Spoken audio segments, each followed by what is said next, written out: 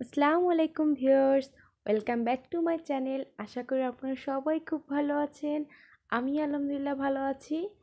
তো আজকে আমি দুধ সেমাই করে দেখাবো। এটা যে লম্বা যে প্যাকেটে যে সেমাইটা পাওয়া যায়, এটাকে আমি ছোটোবেলায় লাল সেমাই বলতাম। তো সেটাই আর কি, যে বেশি করে দুধ দিয়ে যে রান্না করে এটাকে দুধ সেমাই বলা হয়, সেটাই আজকে করে দেখাবো। তো এর জন্য আমি এখানে গরুর দুধ নিয়েছি। একটু খাঁটি দুধটা নিলে এইটা বেশি টেস্ট হয়।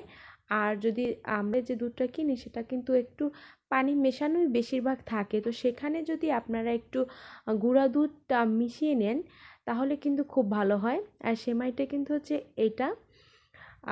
আর হচ্ছে যে যেটা সবথেকে বেশি ইম্পর্টেন্ট, যদি গুঁড়া দুধ না থাকে আর যদি গরুর দুধটাই খাঁটি হয় তাহলে কিন্তু গরুর দুধটাই দিলেই হয়ে যাবে।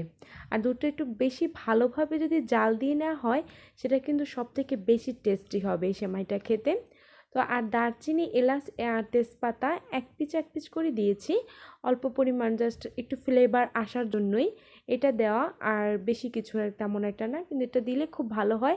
এখানে আপনারা কিশমিশ বা বাদাম এটাও ইউজ করতে পারেন, কিন্তু আমি নর্মালি এভাবেই এটা করে খেতে খুব পছন্দ করি। তো এটাই আপনাদের কাছে আজকে শেয়ার করলাম যে একবার হলেও এটা ট্রাই করে দেখবেন। আর সবসময় শেষে এই কথাটা বলে আজকে একটু শুরুতেই বলে নেই যে আর প্রত্যেকটা ভিডিও যদি ভালো লাগে অবশ্যই ভিডিওতে একটি করে লাইক দিবেন। আর হচ্ছে যে কোনো রকম সমস্যা হলে সেটা কমেন্ট বক্সে কমেন্ট করে আমাকে বলবেন, আমি আপ্রাণ চেষ্টা করব সেই কমেন্টের উত্তর দেওয়ার।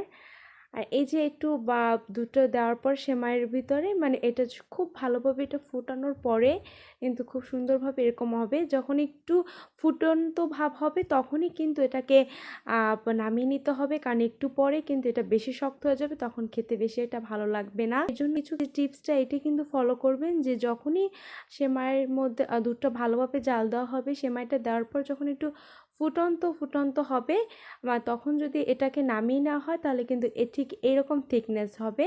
না হলে কিন্তু এই জিনিসটা খুব ভালোভাবে একদম বেশি শক্ত হয়ে গেলে একটু টেস্ট, সে দুধ সেমাই খাওয়ার যে টেস্ট সেটা কিন্তু থাকবে না, সেটা একদম ঘন হয়ে যাবে। তো এই যে টিপসটা বললাম এটা অবশ্যই আপনারা ফলো করবেন। চিনিটা আপনারা পরিমাণ মতো দিবেন, আমি এখানে আমার পরিমাণ মতো দিয়েছি। তো সবাই ভালো থাকবেন, আল্লাহ হাফেজ।